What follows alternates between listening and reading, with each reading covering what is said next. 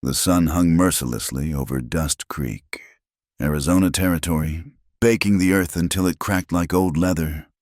It was the kind of august heat that made men's tempers short and whiskey seem like water. The year was 1889, and progress had come to the territory. In fits and starts, the railroad stretched its iron fingers westward. But out here, justice still came from the barrel of a gun. Clara Monroe stood at the edge of the crowd gathered outside the first bank of Dust Creek, her Eastern-bred posture rigid despite the sweat trickling down her spine. She'd traded her Philadelphia silks for practical calico months ago, but some habits died harder than others. Her gloved hands clutched a worn leather satchel containing the last of her worldly possessions, a few dollars, her mother's cameo brooch, and the deed to a ranch she was about to lose. "Going once," the auctioneer's voice boomed across the dusty street. Judge Harlan Westbrook, a man whose belly matched his greed, mopped his forehead with a yellowed handkerchief. "The Monroe property, 40 acres of prime grazing land, good water access, sturdy homestead. Current bid stands at $200. $200? Clara's throat constricted. The ranch was worth 10 times that, and everyone knew it. But her late husband's debts had seen to this moment debts she'd known nothing about until after they'd lowered Charles into the ground 6 months prior. 210, called out Marcus Thornton, representative of the Copper Crown Mining Company. He stood like a vulture in his black suit, untouched by the dust that coated everything else in Dust Creek. His thin lips curved in what passed for a smile. Clara stepped forward.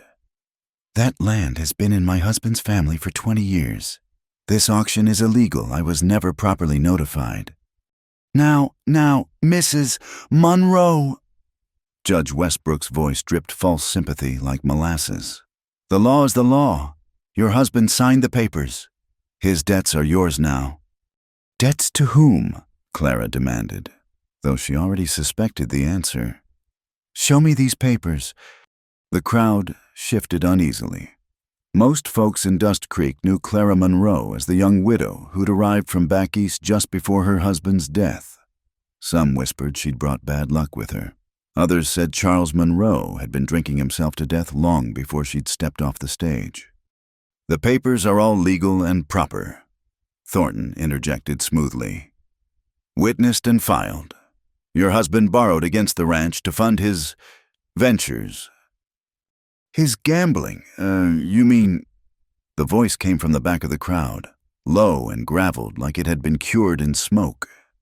"Charlie Monroe never borrowed a cent from Copper Crown, not till they got him drunk enough to sign whatever they put in front of him." The crowd parted like the Red Sea as a man stepped forward. He moved with the easy confidence of someone accustomed to danger, his spurs singing a metallic tune with each step. Ethan Cole cut an imposing figure, 6 feet of lean muscle wrapped in worn leather and trail dust. His face bore the weathering of countless days under the unforgiving sun, and his gray eyes held the kind of stillness that made wise men nervous. Clara had seen him around town, the mysterious cowboy who kept to himself, who folks said could shoot the eye out of a flying eagle. Some claimed he'd ridden with Quantrill's raiders during the war. Others said he'd been a Union sharpshooter. Nobody knew for certain, and Ethan Cole wasn't the type to clarify. "This ain't your concern, Cole," Judge Westbrook blustered, though his hand moved unconsciously toward the pocket where he kept a small derringer. "Maybe not," Ethan agreed, stopping just outside of easy reach. His hand rested casual-like on the worn handle of his Colt .45. "But I was in Murphy's saloon that night. Saw Thornton's boys pouring whiskey down Charlie's throat like they were trying to drown him. Saw them slide those papers across the table when he could barely hold a pen." "That's a serious accusation," Thornton said, his cultured voice sharp as a blade. "One that would require proof." "The kind of proof that tends to disappear in this town." Ethan's smile held no warmth. "Like Tom Brennan, who witnessed the whole thing. Haven't seen Tom since he mentioned talking to the territorial marshal about it." A murmur ran through the crowd. Tom Brennan had indeed vanished 2 weeks prior, leaving behind a wife and 3 children. The sheriff had declared he'd probably run off to the goldfields, but his wife insisted Tom would never abandon his family. Clara found her voice. Is this true? Was my husband coerced? Speculation and hearsay. Judge Westbrook declared, banging his makeshift gavel, a hammer borrowed from the general store. The auction continues. $210. Going once. $300. Ethan's words fell like stones into still water. The judge's eyes bulged. You don't have that kind of money, Cole? Ethan reached into his vest and withdrew a leather pouch, hefting it so the coins inside sang their golden song. Army back pay finally came through.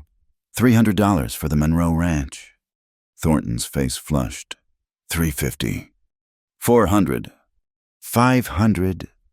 Ethan glanced at Clara, something unreadable in those storm-gray eyes. Then, loud enough for all to hear, $1,000. The crowd gasped. Even Thornton looked stunned. $1,000 was a fortune enough to buy 3 ranches in these parts. You can't possibly, Thornton began. Ethan upended the pouch onto a nearby barrel. Gold eagles and double eagles spilled out, glinting in the harsh sunlight. The crowd pressed closer, hypnotized by more wealth than most would see in a lifetime. Judge Westbrook licked his lips nervously. Mr. Thornton, do you wish to counter? Thornton's jaw worked like he was chewing nails. His eyes moved from the gold to Ethan's steady gaze, then to the Colt on the cowboy's hip. The Copper Crown Mining Company withdraws its bid, he said finally, each word seeming to cost him. Sold. The judge brought down his hammer with unseemly haste. The Monroe Ranch to Ethan Cole for $1,000. As the crowd began to disperse, whispering excitedly about what they'd witnessed, Clara approached Ethan. Up close, she could see the fine lines around his eyes, the small scar that bisected his left eyebrow. He smelled of leather and gunpowder and something wild, like sage after rain. Why? She asked simply. He was already scooping the gold back into his pouch, minus the amount owed. Maybe I don't like seeing folks get pushed around. That's a very expensive principle to uphold, Mr. Cole. Just Ethan. He straightened, meeting her gaze directly. And maybe I got my reasons. Clara studied him, this dangerous man who just spent a fortune to help a stranger. I can't accept this. I don't even know you. Then we're even. I don't know you either. He held out a folded paper, the deed to her ranch. But I know Copper Crown. They want that land bad enough to kill for it. Question is, why? She took the deed with trembling fingers. There's nothing special about it, just 40 acres of scrub and a creek that runs dry half the year. That's what Charlie thought too. Ethan's expression darkened. Right up until he started asking questions about why Copper Crown kept sending men to survey his property. You knew my husband. We shared a drink now and then. He was a good man who made bad choices. Told me once he'd brought a pretty wife out from Philadelphia. Wanted to make something of himself for her. Ethan paused. Also told me he'd found something on that land. Something that scared him bad enough to start drinking heavier than usual. Clara felt a chill despite the heat. He never said anything to me, just kept talking about leaving, starting over somewhere else. I thought he meant because of the debts. Mrs. Monroe Clara, you got 2 choices now.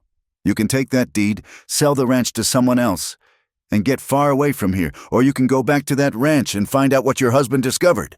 Either way, Copper Crown ain't gonna be happy about today. And what about you? You just spent your life savings. I got what I wanted. His smile was sharp as a blade. Thornton's attention. See, Copper Crown took something from me too, long time back. Been waiting for the right moment to return the favor. Before the Clara could respond, shouts erupted from down the street. A group of riders thundered into town, dust billowing in their wake, even at a distance. She could see the Copper Crown insignia on their saddlebags. Speaking of which, Ethan said calmly, checking his Colt. Looks like Thornton didn't take losing too well. You know how to use a gun. Philadelphia? I know, I've never— Then stay behind me and keep low. He steered her toward the alley beside the general store. We're about to find out just how much that land's really worth. The riders reined up in front of the bank, their leader a man with cold blue eyes and a face like a hatchet scanning the dispersing crowd. "Where's Cole?" he demanded. Clara's heart hammered against her corset stays. This was what she'd fled Philadelphia to escape the violence, the powerlessness of being a woman in a man's world. Yet here she was again, dependent on a stranger's protection. But as Ethan positioned himself between her and danger, she felt something else stir beneath the fear. Anger. Pure, clean anger at men who thought they could take whatever they wanted, crush whoever stood in their way. "Mr. Cole Ethan," she whispered, "teach me." He glanced back at her, one eyebrow raised. "After this is over, teach me to shoot, to ride, to survive out here." Her chin lifted with inherited Monroe stubbornness. "I'm tired of being prey." Something shifted in his expression, surprise, perhaps, or respect. "That's a dangerous road, Mrs. Monroe. Once you start down it, there's no going back to being a proper Eastern lady." "Good." The word came out fiercer than she'd intended. "I buried proper back in Philadelphia with my first marriage. It's time I learned to live." The riders were spreading out now, hands hovering near their weapons. Thornton had emerged from the bank, his face a mask of cold fury. "Well then," Ethan said, pulling his Colt in one smooth motion. "Lesson 1 when outnumbered. Never fight fair." And with that, Clara Monroe's education in the harsh realities of the Arizona Territory began with gunfire, dust, and the first stirrings of something that might have been hope. The morning sun cast long shadows across the desert as Clara Monroe gripped the reins of her mare, trying to remember everything Ethan had taught her over the past 3 weeks. Her hands, once soft from years of genteel living, now bore calluses from rope and leather. The Philadelphia society matron she'd once been would have been horrified. The woman she was becoming felt oddly proud of each hard-earned mark. "Keep your weight centered," Ethan called from where he sat astride his black stallion, looking as natural as if he'd been born in the saddle. "And, for the love of Moses, stop holding them reins like you're afraid they'll bite." "Easy for you to say," Clara muttered, adjusting her grip. "You probably learned to ride before you could walk." "Matter of fact, I learned in the cavalry, age 18 and green as spring grass." His eyes crinkled with rare humor. "Fell off more times than I care to remember. Difference is, I got back on." She guided the mare around the makeshift course he'd set up behind her ranch house, around barrels, over fallen logs, between narrow gaps marked by stones. Each successful maneuver built her confidence a fraction more. "Better," Ethan acknowledged as she completed the circuit. "Tomorrow we'll try it at a gallop." "A gallop?" Clara's eyes widened. "I've barely mastered not falling off at a trot." "Copper Crown ain't gonna chase you at a trot if things go south." His expression sobered. "Speaking of which, you see the dust cloud to the east?" Clara shaded her eyes, spotting the telltale sign of riders approaching. Her hand moved instinctively to the old Navy Colt Ethan had given her, now hanging at her hip in a worn holster. "Relax," he said, though his own hand rested casual-like on his weapon. "That's Sheriff Daniels' bay mare in front, but keep aware. That's lesson number 1, always know who's coming and why." 10 minutes later, Sheriff Robert Daniels and his deputy, a young man named William Tate, reined up in the yard. The sheriff was a weathered man in his 50s, with the careful eyes of someone who'd learned to navigate between law and survival in a lawless land. "Mrs. Monroe, Cole." He touched his hat brim. "Hate to trouble you folks, but there's been another incident at the water station. Night guard found dead this morning." "Let me guess," Ethan said dryly. "Another accident." The sheriff's mouth tightened. "Snakebite, according to Doc Holsworth. Strange, though, seeing as how the man was found inside the locked pump house." Clara felt a chill despite the warming day.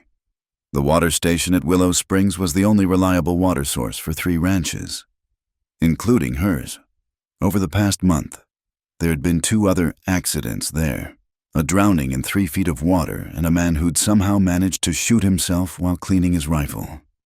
"Copper Crown wants that water?" she said, not bothering to make it a question. "Can't prove nothing," the sheriff replied carefully. "But I'd advise all ranchers to post their own guards. Maybe travel in groups when fetching water." After the lawmen left, Clara turned to Ethan. 3 dead men. How many more before someone stops them?" "Many as it takes for them to get what they want." He dismounted, moving to check her mare's hooves with practiced efficiency. "Unless someone stops them first. The law out here is whoever's got the fastest gun and the deepest pockets. Sheriff Daniels is a good man, but he's one man with 1 deputy against Copper Crown's army." Clara watched him work, noting the careful way he handled the animal, the gentle words he murmured to keep her calm, for all his dangerous reputation. Ethan Cole had infinite patience with horses and, she discovered, with stubborn Eastern women learning to shoot. "Why are you helping me?" she asked suddenly. "The real reason." He straightened, meeting her gaze.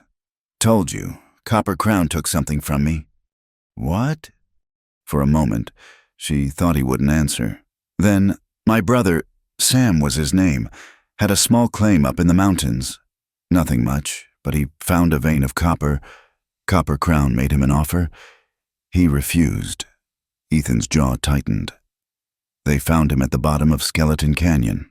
Sheriff ruled it an accident, said he must have slipped." "I'm sorry." "Don't be sorry.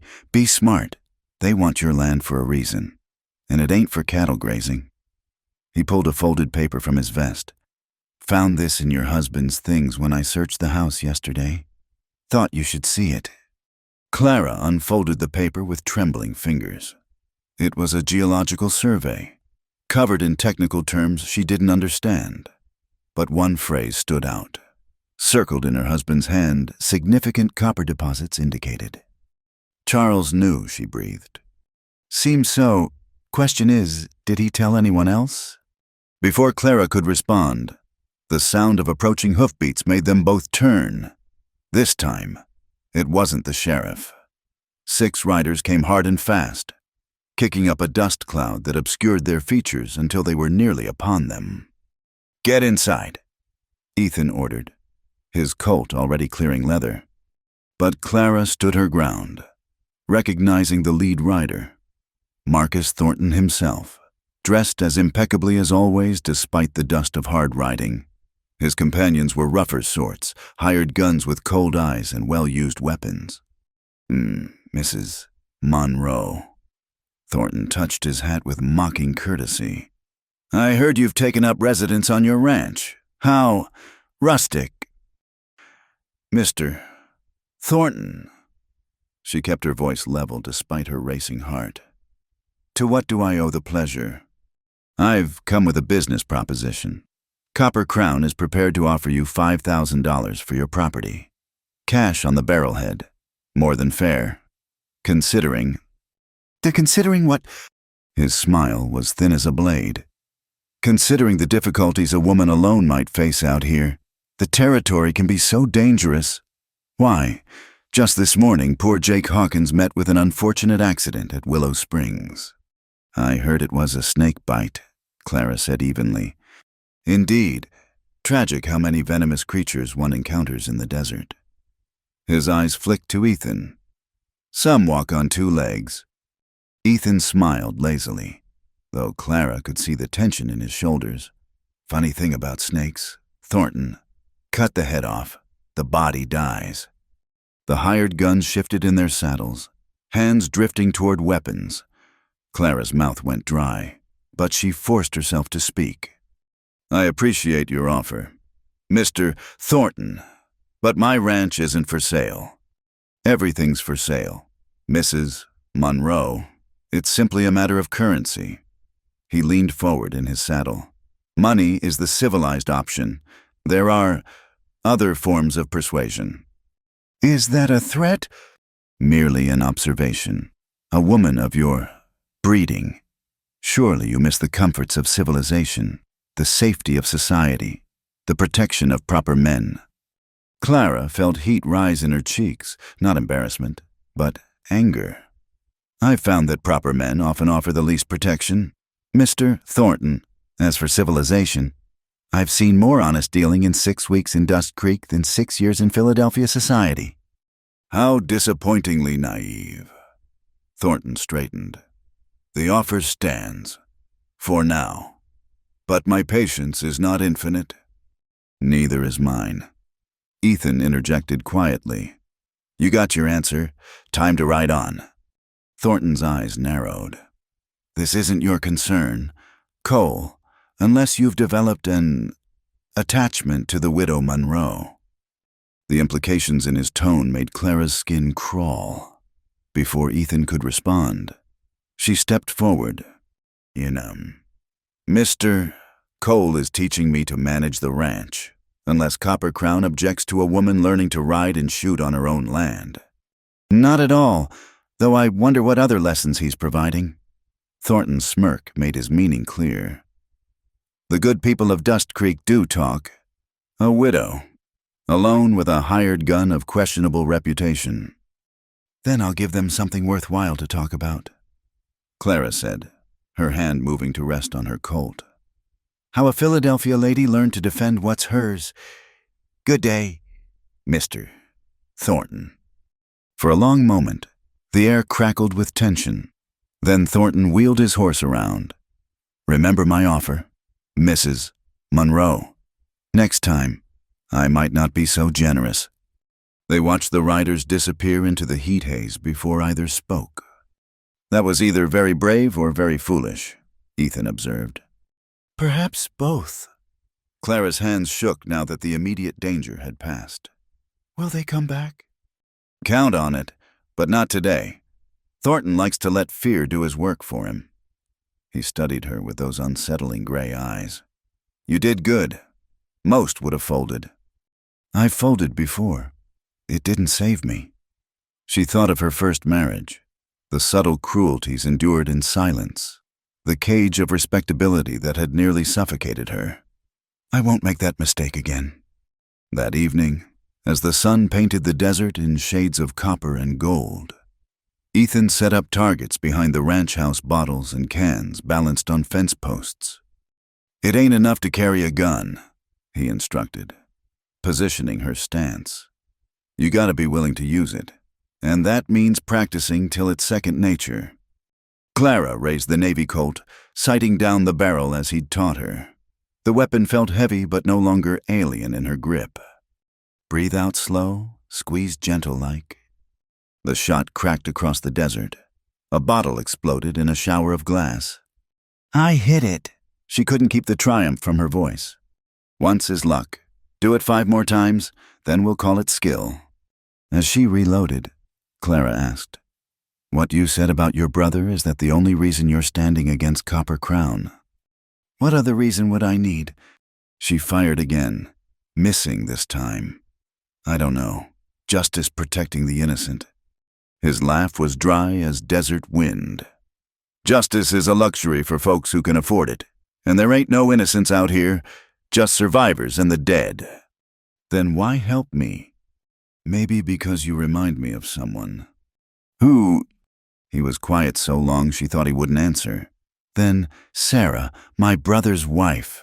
She had that same look you get, like she'd rather die on her feet than live on her knees. What happened to her? Went back east after Sam died. Said the territory had taken enough from her. He adjusted her grip on the pistol. Can't say I blamed her. Clara fired again. Another hit. But you stayed. Someone had to. Copper Crown thinks they own this territory. Someone needs to teach them different. As the stars emerged in the darkening sky, Clara made a decision. Then we teach them together. I won't run. Ethan, this is my land now, my life.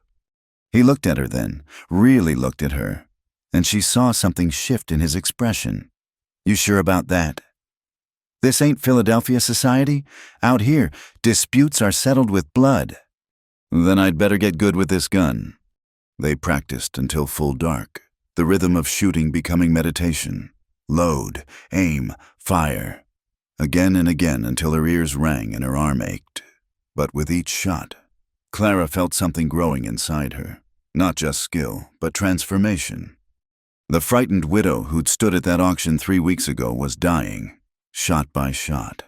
In her place rose someone harder, fiercer, forged by desert sun and necessity.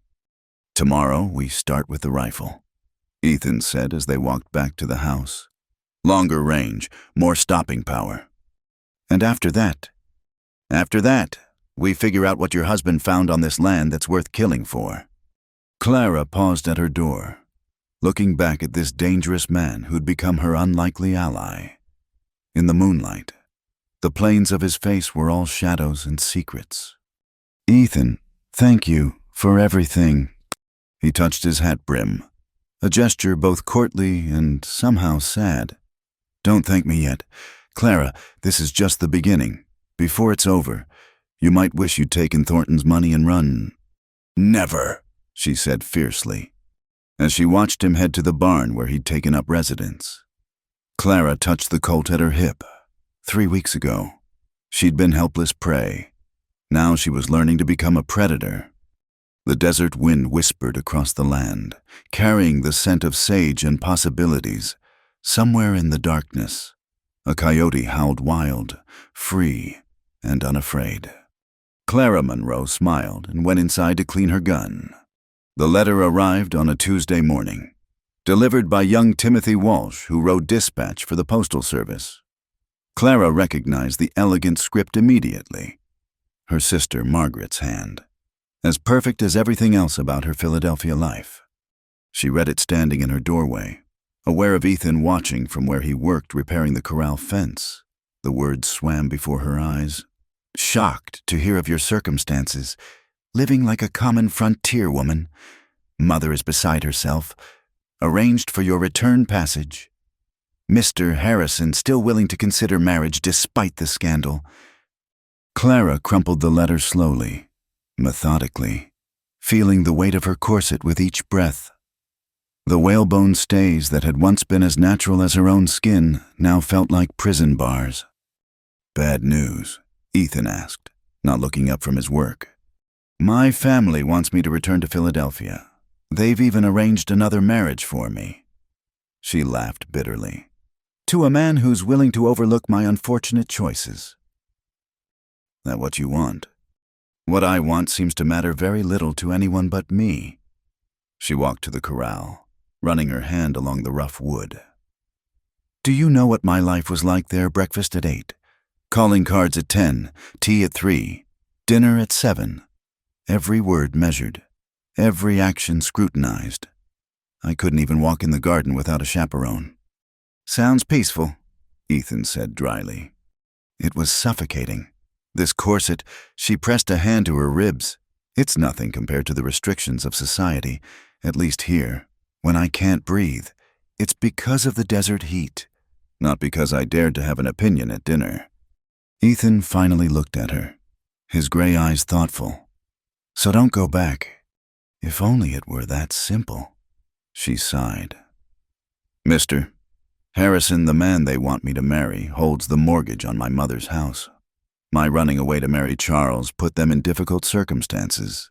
If I don't return, they'll lose their home. Ethan nodded, understanding. Family's got a way of holding us even from 1,000 miles away.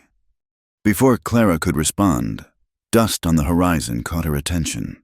A single rider, moving fast. Ethan was already reaching for his rifle when they recognized the horse Sheriff Daniels's bay mare. But the rider slumped in the saddle wasn't the sheriff.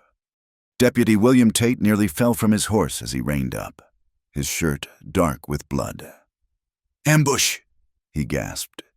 At Willow Springs, the sheriff. Clara caught him as he swayed, helping him down. How many? 6, maybe 7, wore masks, but I recognized Jack Harmon's roan gelding. The young deputy grimaced as Clara examined his wound, a graze along his ribs. Painful but not fatal. They got Sheriff Daniels pinned down in the rocks. I barely got away. Ethan was already saddling his horse. How long ago? 20 minutes, maybe less. Mr. Cole. They knew we were coming. Someone told them about the sheriff's plan to guard the water. Clara, you got any of that whiskey left? Ethan asked as he checked his weapons. For his wound. For his nerves. Boy's about to become acting sheriff. He fixed Tate with a hard stare. You up for it, deputy? I don't know if... Wrong answer. Ethan swung into the saddle. Sheriff Daniels is either dead or soon will be without help. That makes you the law in Dust Creek. Question is, are you going to honor that badge or hand it over to Copper Crown? The deputy straightened despite his wound. I'll honor it, sir. Good. Clara, can you patch him up? She was already gathering medical supplies. What are you going to do? What I do best. His smile was sharp as winter. Even the odds. Ethan, wait! But he was already spurring his horse toward Willow Springs. As Clara cleaned the deputy's wound, her mind raced. 6 or 7 gunmen against one man, even one as skilled as Ethan Cole. The odds were impossible. Ma'am. Deputy Tate winced as she applied whiskey to the graze. I should go back. Help him. You'd slow him down in your condition. She began wrapping the bandage, her movements sure despite her racing heart. Tell me about Jack Harmon. Thornton's right hand. Mean as a rattlesnake and twice as quick. If he's leading this. The deputy trailed off. Then Thornton's done pretending to be civilized. Clara tied off the bandage. Deputy, I need you to ride to town, quietly. Find men you trust, not many. Just those you're sure of. Bring them here. What are you planning? Clara stood, decision crystallizing. If Thornton wants a war, we'll give him one. An hour later, as the sun climbed toward its zenith, Clara heard approaching horses. She stepped onto the porch, rifle in hand, then lowered it as she recognized Ethan's black stallion. Behind him. Sheriff Daniels rode slumped but alive, a rough bandage around his shoulder. Sheriff, she hurried to help him dismount. Thank God. Thank Cole, Daniels corrected weakly. Man came out of nowhere like the devil himself. Never seen shooting like that. Ethan dismounted stiffly, and Clara noticed blood on his sleeve. You're hurt. Scratch. He waved off her concern. Harmon won't be bothering anyone again. Neither will 3 of his boys. The others ran like rabbits when they realized the tables had turned. He accepted the water she offered. But they'll be back with reinforcements. Sheriff Daniels sank onto the porch steps. This has gone too far. I'm calling in the territorial marshal. Won't do no good. Ethan said bluntly. By the time he gets here, Thornton will have every witness buried or bought.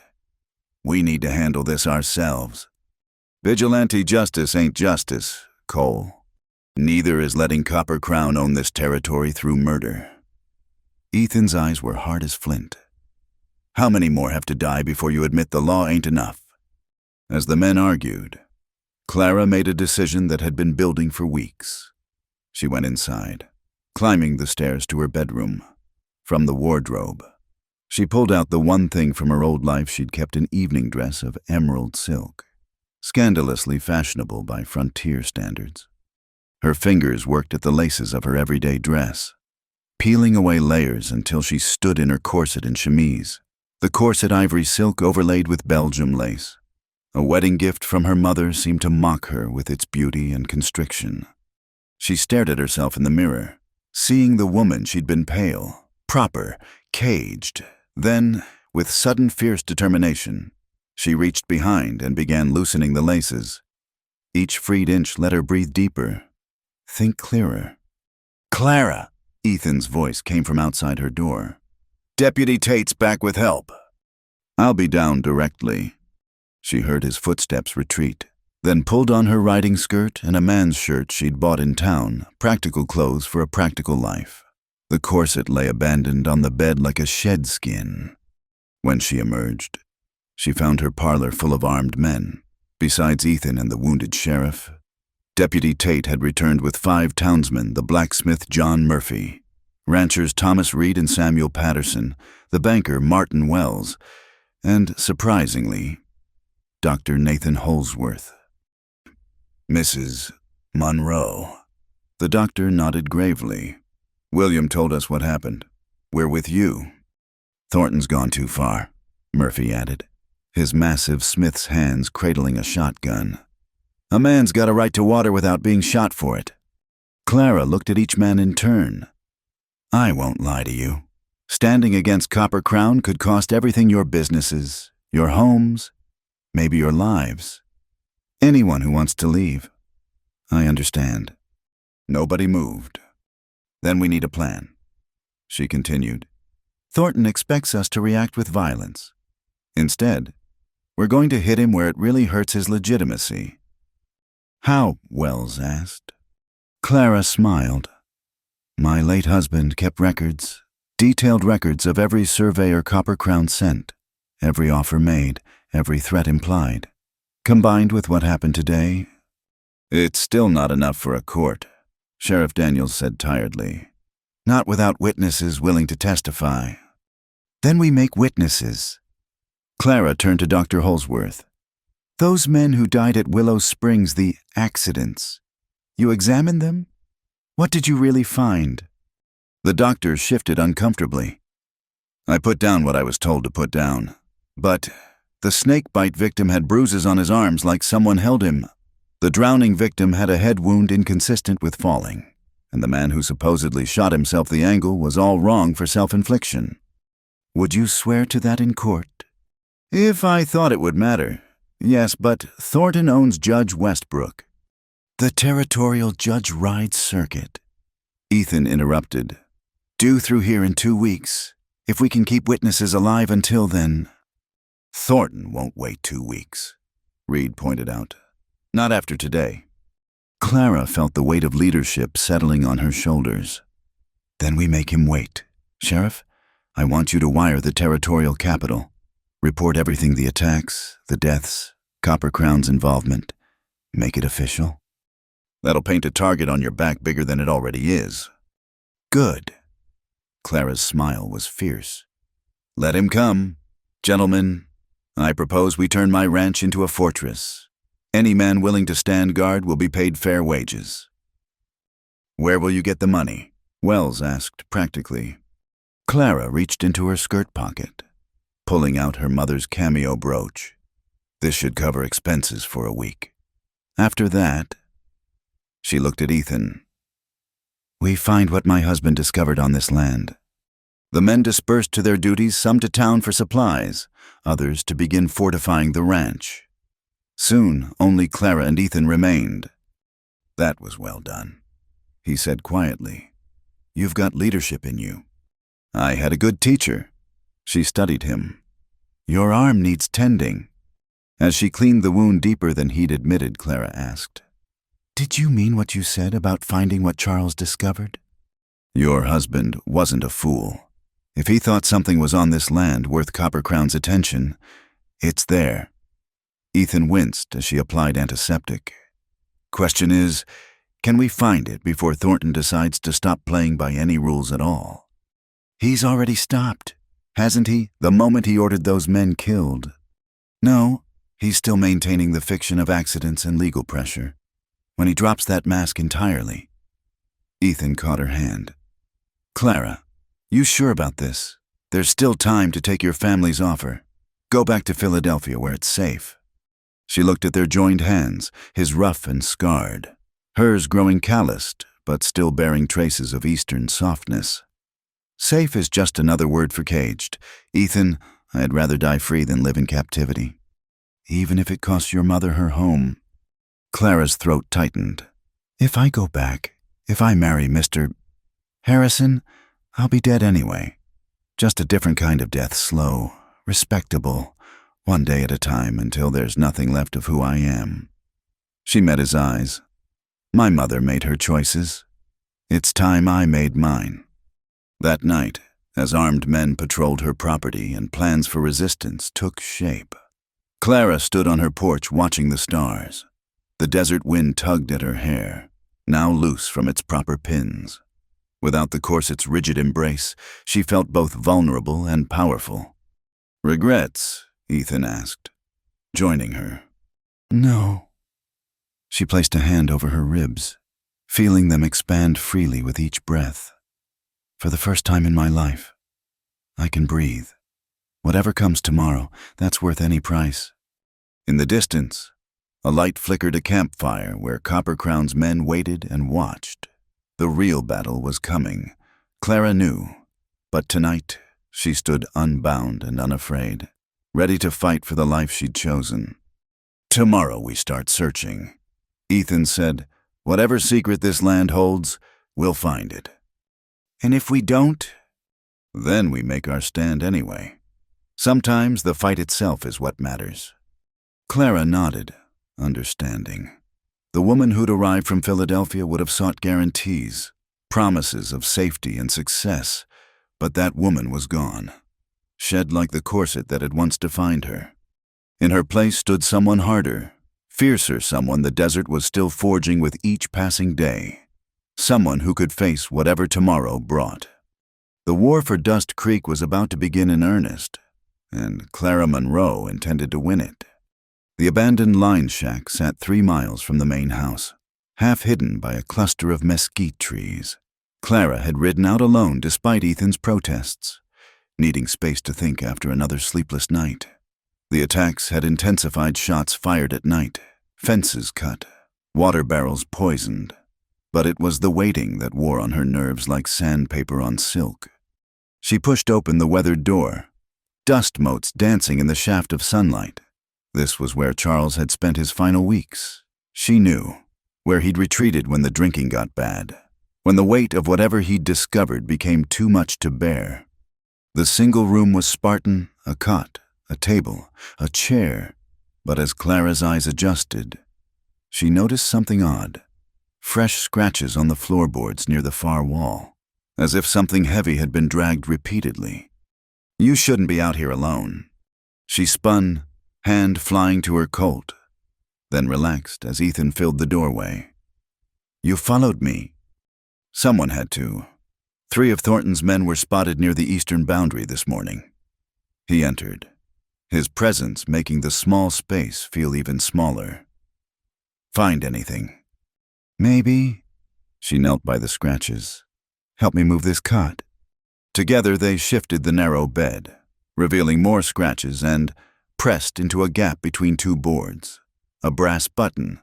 Clara picked it up, recognizing it immediately from Charles's favorite vest, the one he'd been wearing when he died. "He was looking for something," Ethan said, running his fingers along the floor. "Wait." He pressed down on one board, and it gave slightly. Using his knife, he pried it up, then another, revealing a hidden compartment. Inside lay an oilcloth bundle. Clara unwrapped it with trembling hands, revealing a leather journal, rock samples, and official-looking documents. The journal fell open to Charles's cramped handwriting. "They think I don't know, but I've seen the surveys. The richest copper vein in the territory runs right under our land, worth millions. Thornton offered to buy, but I refused. Now the accidents have started. I should tell Clara, but how can I put her in such danger? Maybe if I drink enough, they'll think I'm no threat." Clara's throat constricted. He was protecting me. All that drinking, acting the fool he was trying to make them think he was harmless. Ethan examined the rock samples. Even to untrained eyes, the green-blue veins of copper were obvious.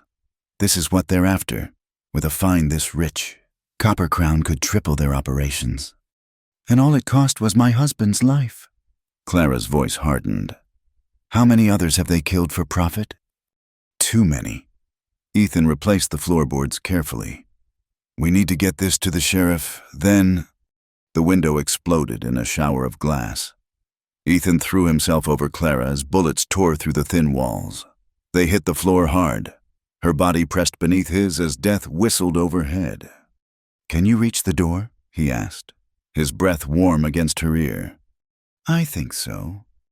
"On 3, stay low." But before he could count, smoke began seeping through the walls. Clara's eyes widened in horror. "They're burning us out!" Ethan rolled away, pulling her to her feet. "Window! Now!" He went first, diving through the shattered frame and rolling to cover behind a water trough. Clara followed, clutching the journal, as flames began licking at the dry wood. Bullets sparked off the metal trough as they pressed flat against the earth. "How many?" Clara gasped. 4, maybe 5. Ethan's face was grim. "Pinned us good. They were waiting." The fire spread quickly, black smoke billowing into the clear sky. Soon the shack would be an inferno, destroying any evidence they hadn't found. Clara's mind raced. They were 3 miles from help, outnumbered, with only limited ammunition. "Give up the journal, Mrs. Monroe." Jack Harmon's voice carried across the distance. "No need for anyone else to die." "Like my husband didn't need to die," Clara shouted back. "Like those men at Willow Springs." "Business is business. Your husband should have taken the offer." Ethan was checking his ammunition. "I count 12 shots between us. Not enough." "Then we make them count." Clara surprised herself with her steady voice. Inside, her heart hammered against her ribs that could finally expand fully without the corset's embrace. "Ethan, I need you to know something." "Save it for after," he said roughly. "No." She met his eyes. "These past weeks, you've taught me more than just shooting. You've taught me how to live. Whatever happens." He silenced her with a kiss, fierce and desperate. For a moment, the world narrowed to just this, the taste of him, wild and smoky, the solid strength of his body, the way her hands tangled in his hair without thought for propriety. When they broke apart, his gray eyes held something she'd never seen before. "When this is over," he said roughly, "we're going to have a long talk about the future. I'll hold you to that."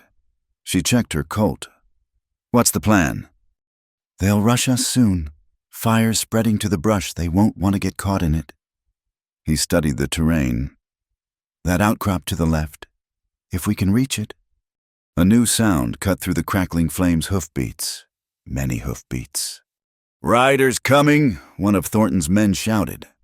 Over the rise came Deputy Tate, leading a dozen armed townsmen. The young lawman had grown into his authority these past days, and it showed in his commanding voice. "Drop your weapons, you're surrounded." The tide turned in seconds. Thornton's men, caught between the arriving posse and their intended victims, scattered like quail. 2 were captured immediately. Jack Harmon made a run for his horse and found himself looking down the barrel of Ethan's Colt.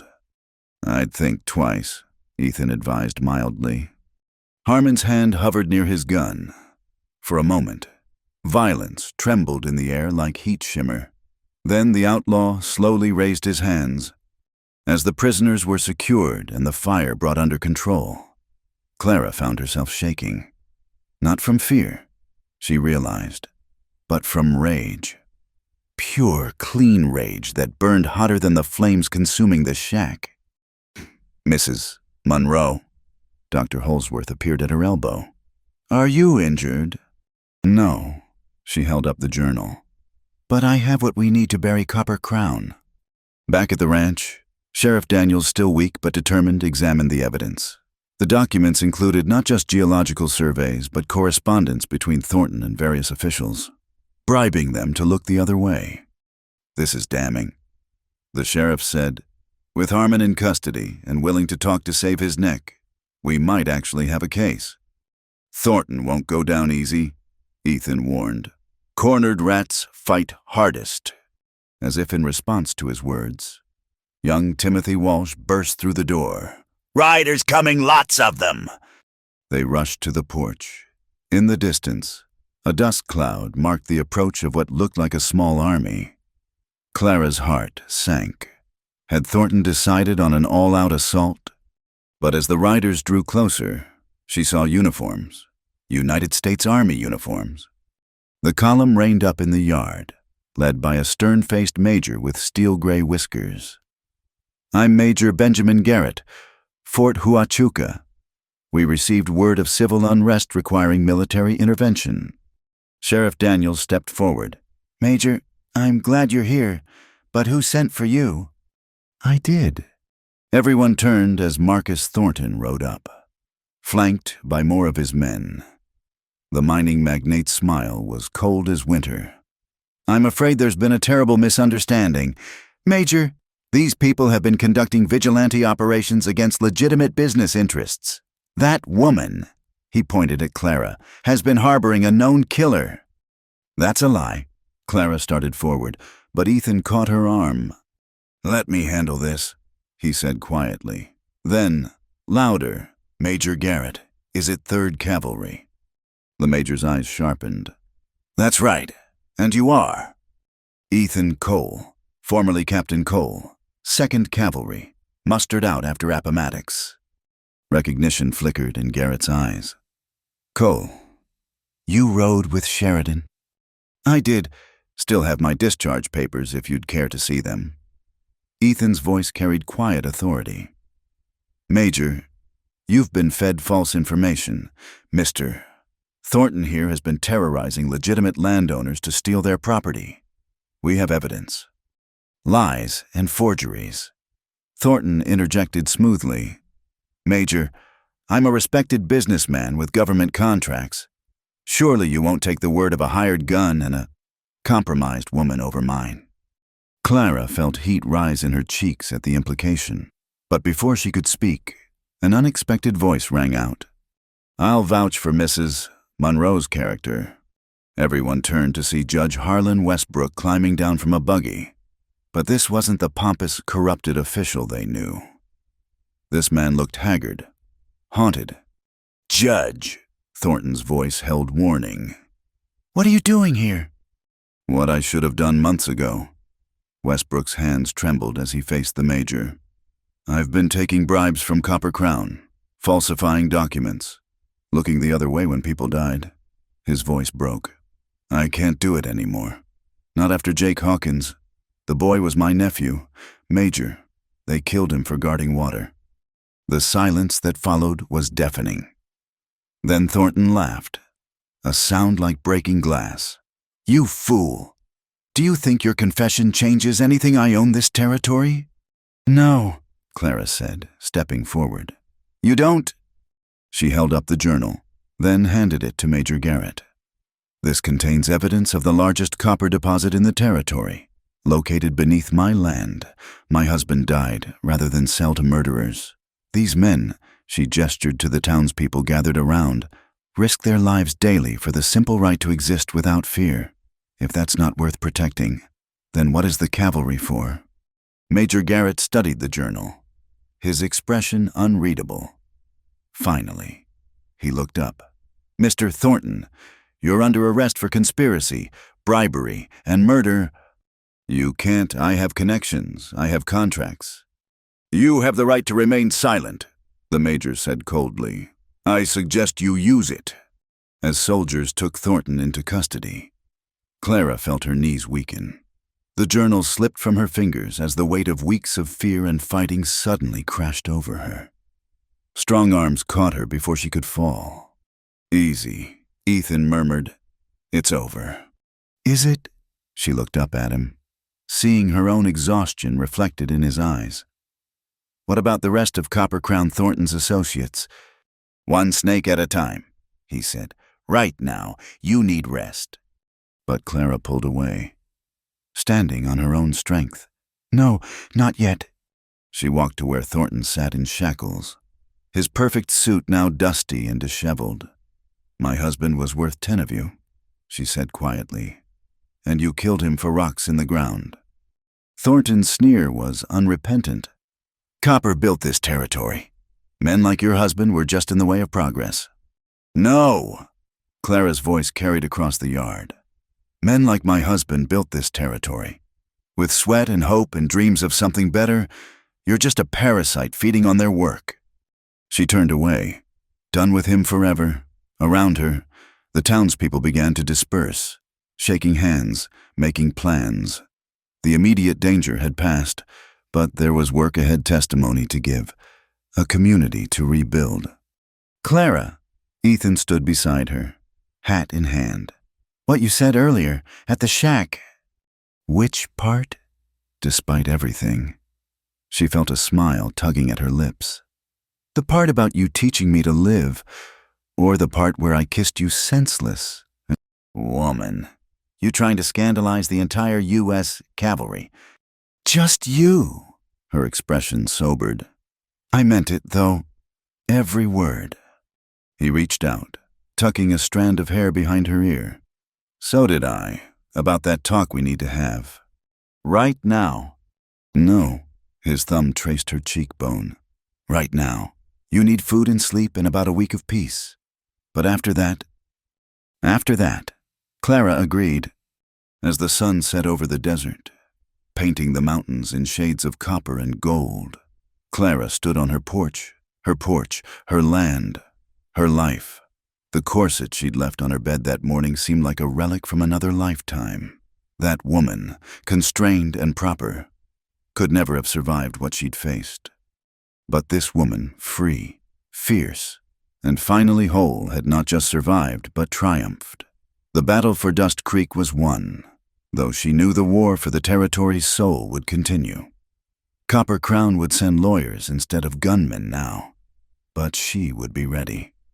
Coming inside, Ethan asked from the doorway. In a moment.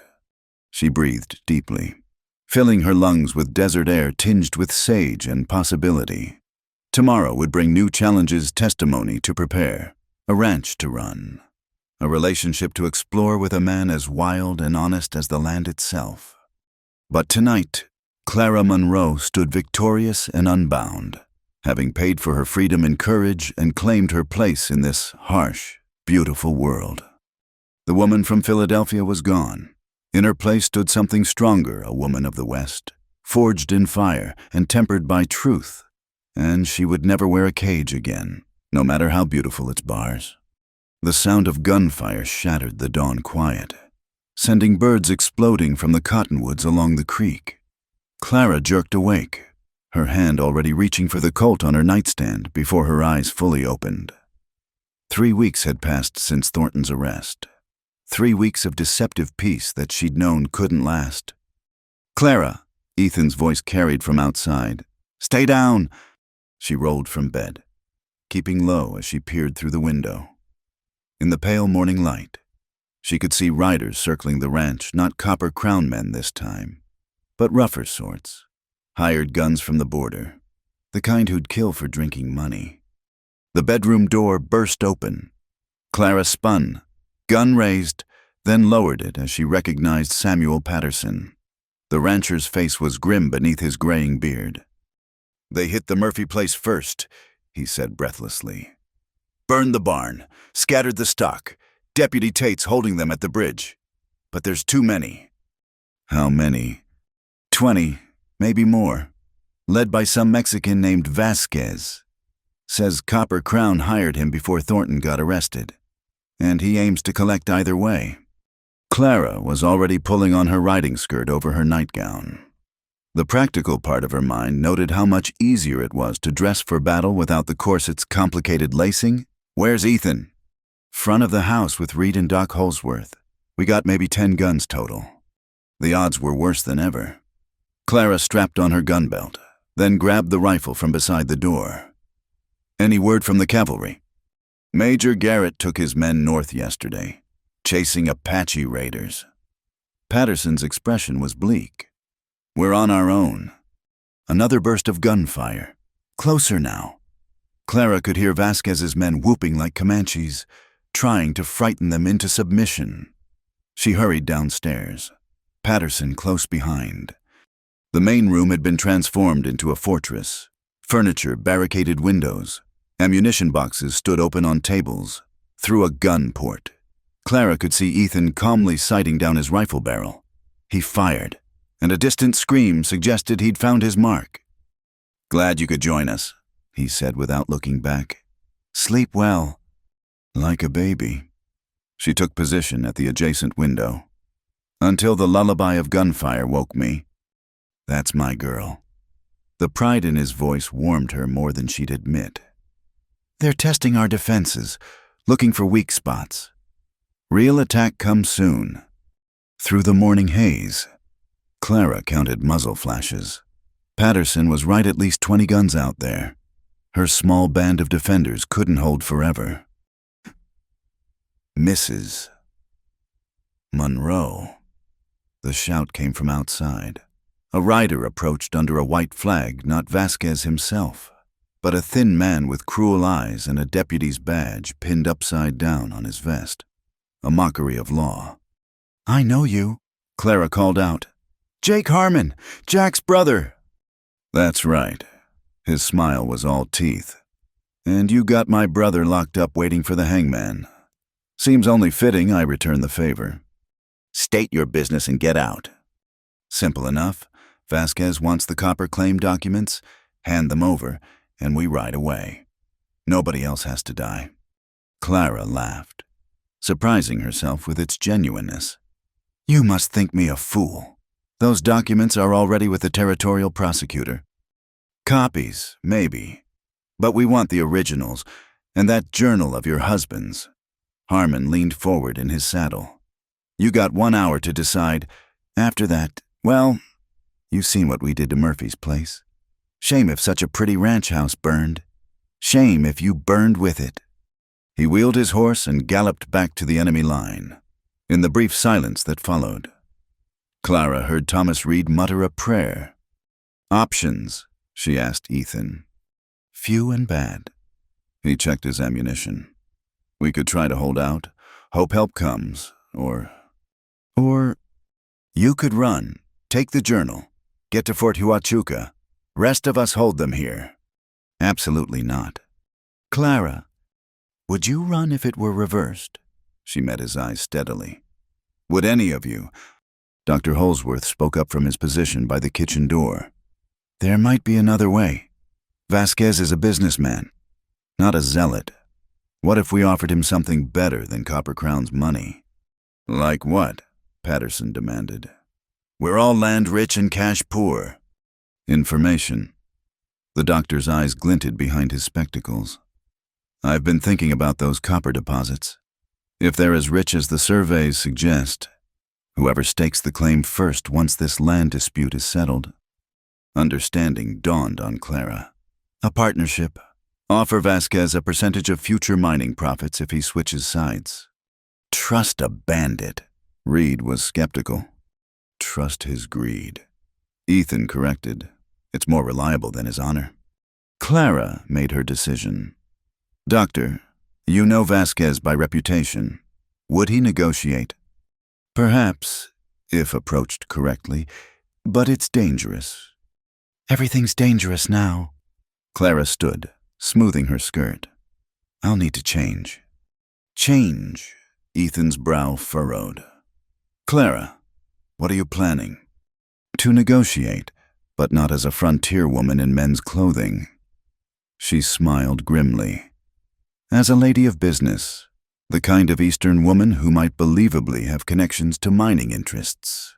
20 minutes later, Clara descended the stairs transformed. She'd unearthed another Philadelphia dress, burgundy silk with black trim. Sophisticated and severe, her hair was pinned in an elaborate style she hadn't worn in months. But the most striking change was her posture. Ramrod straight in a corset she'd sworn never to wear again. Ethan's expression was unreadable. "You sure about this?"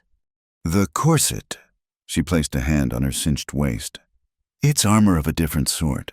Vasquez expects either a frightened frontier wife or a wild woman with a gun. Give men the unexpected, and you've already won half the battle. Just promise me something." His voice was low, urgent. "If this goes bad." "It won't." She touched his face briefly. "Trust me." Minutes later, Clara rode out under her own white flag, the picture of Eastern elegance incongruously mounted on a Western saddle. The enemy camp buzzed with surprise at her appearance. She kept her expression coolly composed as rough men parted to let her through. Francisco Vasquez was not what she'd expected. Younger than Thornton, with intelligent eyes and manners that suggested education despite his chosen profession. He rose from his camp chair as she approached, actually bowing. "Senora Monroe, this is unexpected." "Mr. Vasquez." She remained mounted, forcing him to look up at her. "I believe we have business to discuss." "Indeed, I was under the impression my business was with Copper Crown." "Copper Crown is finished in this territory. Thornton will hang. His associates are scrambling to avoid prosecution. Whatever they promised you is smoke." She paused. "Letting that sink in, I, however, can offer something substantial." His eyes sharpened. "I'm listening." "The copper deposits under my land are worth approximately $10 million, properly developed. I lack the capital for such development. You, I imagine, have connections to men who don't." "Perhaps." "A partnership, completely legal, documented and filed. 20% of net profits for 10 years in exchange for protection and initial investment capital." Vasquez studied her. "Why should I believe you have the authority to make such deals?" Clara smiled, channeling every society matron she'd ever known. "Mr. Vasquez, do you imagine I came to this wasteland for my health? My late husband was merely the public face of our investment group. Eastern money, Mr. Vasquez. Railroad money, the kind that shapes territories into states." It was a bluff built on half-truths and implications, but she sold it with absolute conviction. The corset helped. Oddly enough, its restriction reminded her of who she'd been, letting her wear that persona like a mask. 20% is insulting," Vasquez said finally. 30, and you handle all dealings with local authorities. 40, 35, final offer, and Mr. Vasquez?" She leaned forward slightly. "The territorial prosecutor has copies of every survey, every document. If something happens to me or my people, my associates will ensure you're blamed. Railroad lawyers are remarkably vindictive." A long moment passed. Around them, hard men fingered their weapons nervously. Finally, Vasquez smiled a real smile, not the predator's grin she'd expected. "You remind me of my grandmother," he said unexpectedly. "She ran the family ranch after my grandfather died. Tiny woman, but even the vaqueros feared her temper." He stood. 35%, and my men help defend your property until the legal matters are settled." Relief flooded through Clara, though she kept her expression neutral. "Agreed. Shall we draw up the papers?" "First, I must deal with the Harmon brothers. They won't be pleased by this change in plans." As if summoned, Jake Harmon stormed into view. "Vasquez, what are you doing? We had a deal." "Business is business," Vasquez replied calmly. "The lady made a better offer." "You can't trust her. She's just a—" Harmon's words cut off as he went for his gun, but Vasquez was faster, his pistol clearing leather with practiced ease. The shot echoed across the desert, and Jake Harmon crumpled to the dust. "Anyone else have objections?" Vasquez inquired mildly. Silence answered him. Clara controlled her breathing, fighting the urge to gasp for air against the corset's grip. "I believe we understand each other, Mr. Vasquez." "Perfectly, Senora." An hour later, Clara rode back to the ranch, Vasquez and his men following as unlikely allies. The defenders watched in amazement as former enemies took positions alongside them. "Clara," Ethan pulled her aside. "What did you promise him?" "A future," she said simply, "and a reminder that there's more profit in building than burning." "That's simple." "Nothing simple." She pressed a hand to her ribs, longing to loosen the stays. But sometimes the right words at the right time. She swayed slightly, and Ethan caught her. "You're white as a sheet." "The corset," she admitted. "I'd forgotten how much I hate it." "Then why?" "Because it was necessary. Just like the guns. Just like everything we've done to survive." She straightened. But now it served its purpose. Before Ethan could respond, a dust cloud on the horizon announced new arrivals. But this time, Clara smiled. Major Garrett's cavalry had returned, drawn by the smoke of Murphy's burned barn. The rest happened quickly. Faced with federal troops and Vasquez's switched allegiance, the remaining Copper Crown hired guns scattered. By sunset, the immediate threat had passed. That evening, Clara stood in her bedroom, finally free of the burgundy dress and its accompanying armor. She'd burned the corset in the kitchen stove, watching the silk and whalebone turn to ash with deep satisfaction. Never again would she need such props. A knock interrupted her thoughts. "Come in." Ethan entered, carrying a basin of hot water and clean bandages. "Thought you might need these." She frowned. "I'm not injured." "No, but you've got marks here." He touched her ribs gently, where the corset had left angry red welts. "Let me help." She should have protested, should have maintained propriety. Instead, she sat on the bed's edge and let him tend to her, his hands impossibly gentle for a gunfighter. "You were magnificent today," he said quietly. "Played Vasquez like a violin." "I was terrified," she admitted, "but terror focuses the mind wonderfully." "Clara," he set aside the cloth, his gray eyes serious. "That partnership you offered Vasquez is real or will be once the legal claims are settled. This land needs development, and I need partners who understand the territory." She smiled slightly. "Though perhaps not 35% worth. You're really going to do it. Build a mining operation. Why not? The copper's there. Charles died for it. The least I can do is see it serve some purpose." She caught his hand. "I'll need help. Of course. A partner I can trust. Someone who knows both the land and the people." "Clara Monroe, are you offering me a job?" "I'm offering you considerably more than that." Her heart hammered, but this time no corset restricted her breath. "If you're interested." He answered by kissing her, deep and slow, until the world narrowed to just this moment, when they finally parted, both breathing hard. He rested his forehead against hers. "I'm interested," he said roughly, "in all of it. The mine, the ranch, the future. But mostly in you. Even without the corset and silk dresses. Especially without them." His thumb traced her cheekbone. "Though you did look formidable today. Poor Vasquez didn't know what hit him." She laughed, feeling lighter than she had in weeks. "It was my last performance as a Philadelphia lady. From now on, just Clara." "Just Clara," he agreed. "That's more than enough." Outside, the desert settled into night. Tomorrow would bring new challenges, legal battles, development plans, the complex work of building something lasting. But tonight, Clara Monroe sat free in her own skin, planning a future she'd chosen for herself. The woman who'd arrived in Dust Creek would have called it scandalous, unmarried, uncorseted, plotting mining ventures with outlaws and gunfighters. But that woman had been a stranger even to herself, wrapped in conventions that slowly strangled. This woman, scarred, strong, and utterly alive, was finally who she was meant to be. And that, Clara thought as Ethan's arms encircled her, was worth every hard-won battle to become. The morning of the battle dawned blood-red, painting Dust Creek in shades of copper and crimson. Clara stood on her porch, watching dust clouds rise from 3 directions, Copper Crown's last desperate army converging on her ranch.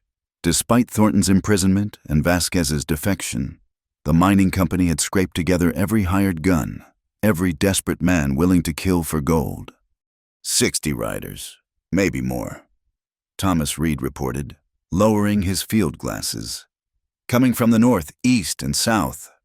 "They mean to end this today," Sheriff Daniels said grimly. The lawman had recovered from his wounds but still moved stiffly. "One way or another." Clara nodded, her face set like stone. She'd known this was coming.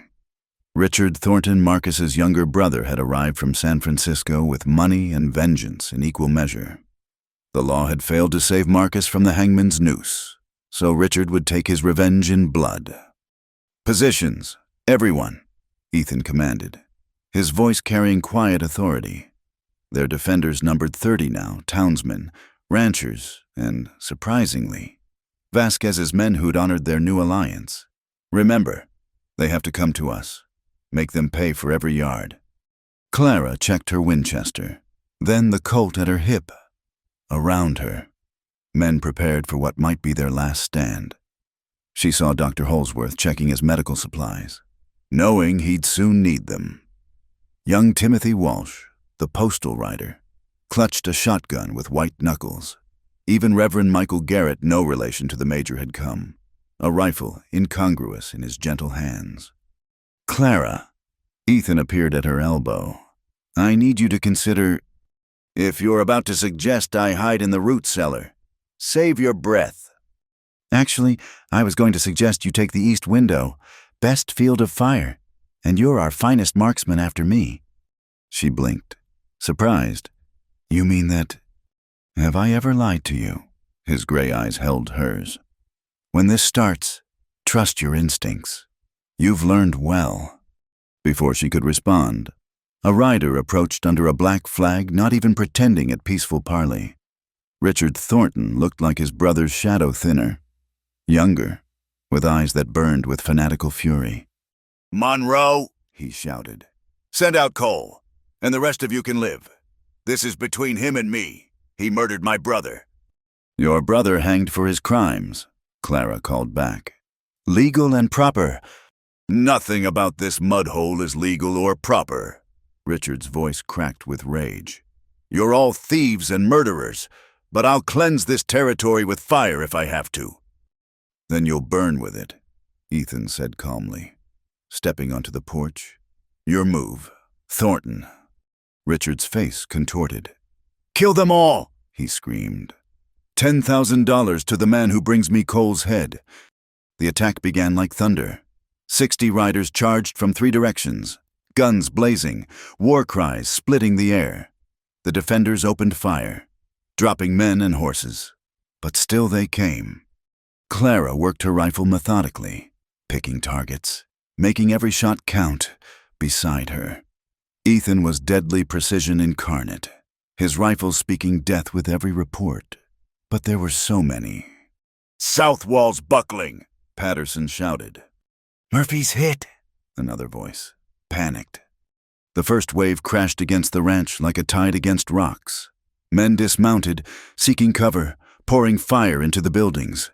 Windows shattered, walls splintered, the air filled with gun smoke and screams.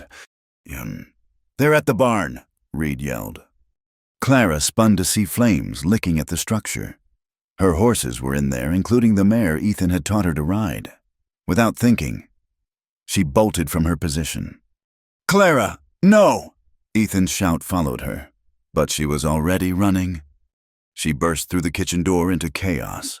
2 of Richard's men were spreading kerosene, laughing as flames climbed the walls. Clara shot one before he even saw her. The other spun, bringing his gun up, but her second shot took him center mass. The horses screamed in terror. Clara grabbed a bucket, dousing flames, choking on smoke. She managed to open the stalls, and the animals bolted free. But more men were coming, drawn by the commotion.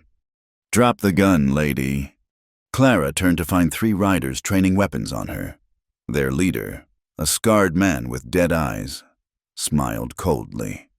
"Richard wants Cole, but you'll make fine bait." "I think not," said a familiar voice. Vasquez materialized from the smoke like a ghost, his pistol already firing. 2 men dropped before the third could react. Clara shot him as he turned, the impact spinning him into the dirt. "You have a talent for finding trouble, Senora," Vasquez observed mildly. "It finds me," Clara corrected, reloading with shaking hands. "Thank you." "De nada, but we should return. Your man fights like a demon when you're in danger." They fought their way back to the house. joined by Vasquez's men who moved through the battle with practiced efficiency. Clara caught glimpses of the larger fight, Deputy Tate holding the front door with two others, Dr. Holsworth dragging wounded men to cover while still fighting, Reverend Garrett praying aloud while working his rifle. But they were being overwhelmed. Too many enemies, too few defenders. The circle tightened inexorably. Then Clara saw him, Richard Thornton, directing his men from horseback near the well. An idea struck her, desperate and possibly mad. "Cover me," she told Vasquez, then sprinted toward the henhouse. What she wanted was still there, dynamite, left from when Charles had tried to blast a new well.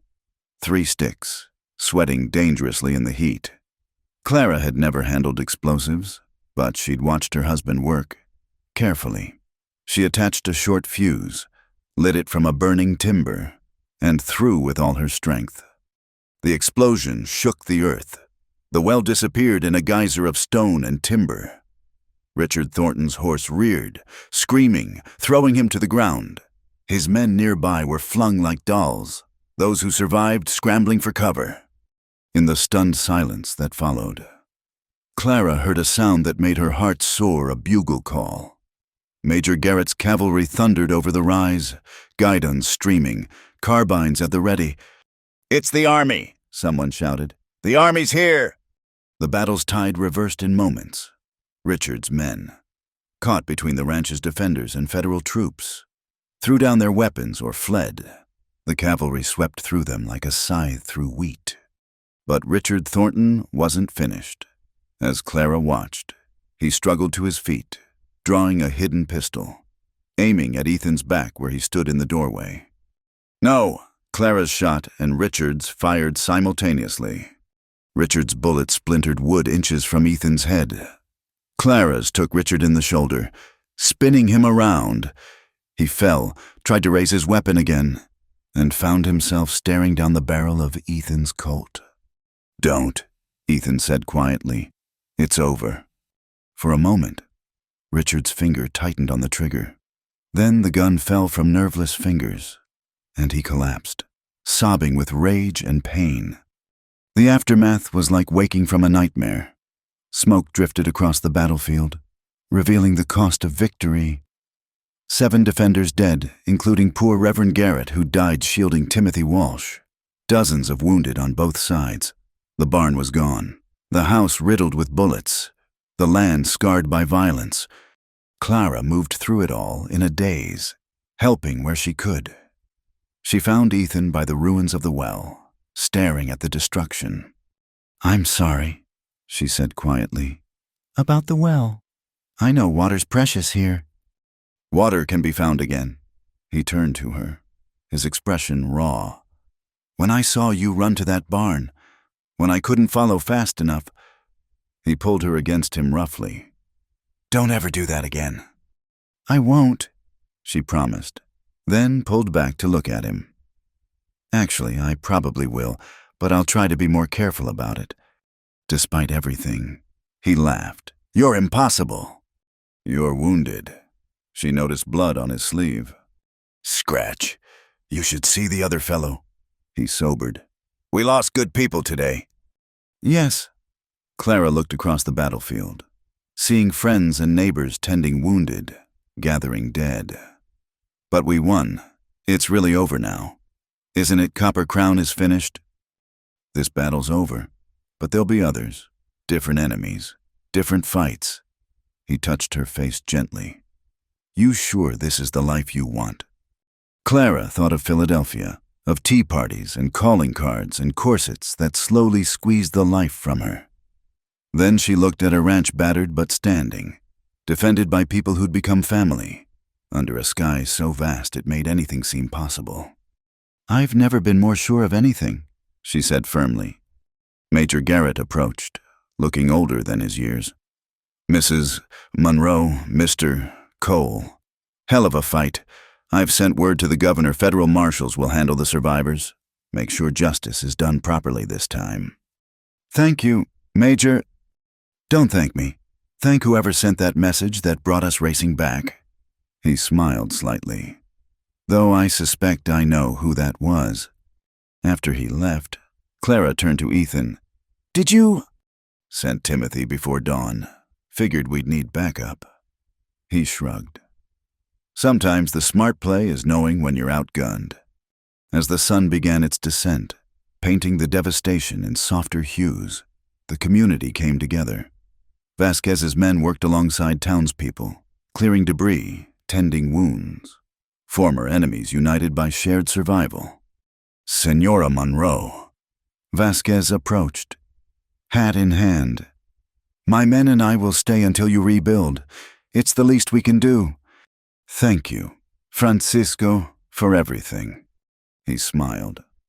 "You remind me more of my grandmother every day. She would have liked you." He paused. "About our partnership, perhaps we discuss terms when you've had time to rest. I think maybe 35% was too much." "No." 25, Clara said immediately. plus first option on any expansion. "You learn fast," he bowed. Until tomorrow. Then, as darkness fell, Clara found herself alone with Ethan on the battered porch. Around them, the ranch settled into exhausted quiet. Tomorrow would bring the enormous task of rebuilding, but tonight they'd earned their rest. "You know what I keep thinking," Clara said softly. "Reverend Garrett's last words. He said, 'Thank God I lived to see this people standing together, fighting for what's right.'" Then he smiled and she wiped her eyes. "He died free," Ethan said simply. "On his feet, defending something he believed in. Not many get that choice." "Charles didn't." The words came unbidden. "He died alone, broken by secrets and fear." "But his death led to this, to you becoming who you are, to a community finding its spine." Ethan squeezed her hand. "Maybe that's its own kind of meaning." They sat in comfortable silence, watching stars emerge in the desert sky. The night wind carried away the last of the gun smoke, leaving only the clean scent of sage and possibility. "Ethan, when you were teaching me to shoot, you said once I started down this path, there'd be no going back to being a proper Eastern lady." "I remember—" "You were wrong."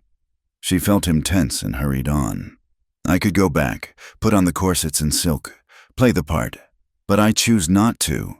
Every day, I choose this instead. That's the difference, having the choice." He was quiet for a long moment. "That's the first time anyone's told me I was wrong and made it sound like a compliment." "Get used to it," Clara said lightly. "I plan on telling you you're wrong quite regularly." "Looking forward to it."